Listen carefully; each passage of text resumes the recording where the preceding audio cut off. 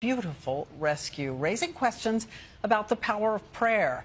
People are scouring nearly 70 photographs looking for some sign of a man they swear they saw at the scene of a car accident. He prayed, a life was saved. So why did he disappear, even from the photos? ABC's David Muir now on Faith and a Mystery tonight. Tonight it's being called the Missouri Miracle. Much of it, though, still a mystery.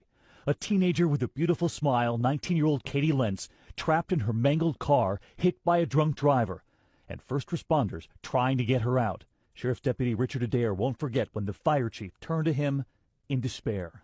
He was concerned because he was out of options. The tools weren't working, and it was, by that time, I said almost an hour.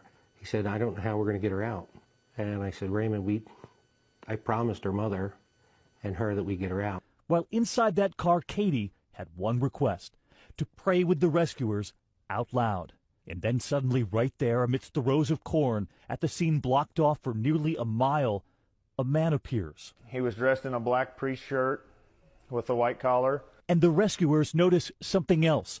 He was carrying a small bottle. He had a small little white container of anointment oil, is what it appeared to be. And he asked if he could anoint the girl in the car. And at first, my first thought was that it would possibly send the wrong message to Katie, that maybe we had called a priest.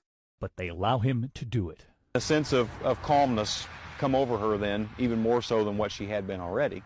I can't be for certain who said or how it was said or where it come from. We very plainly heard that we should remain calm, that our tools would now work, and that we would get her out of that vehicle.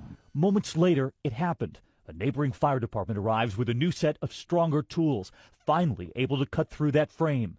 They all turned to thank the priest, but he was gone. In fact, in all of those photos at the scene, no sign of the priest. And tonight, family and friends are grateful. Whether it was just a priest as an angel, serving as an angel, or an actual angel that came in, he was an angel to all those and to Katie. The fire department's Facebook page tonight filling up fast. Do any of the responders know who the priest was that seemingly appeared out of nowhere? I would love to shake his hand. And tonight, from Katie's mother, a message too. Very pleased that Katie's near-tragic accident provides proof to all that miracles still happen.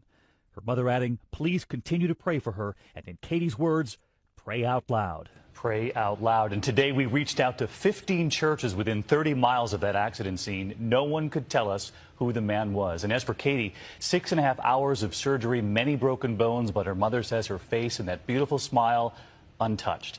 But Diane, everyone at that rescue scene touched by that stranger.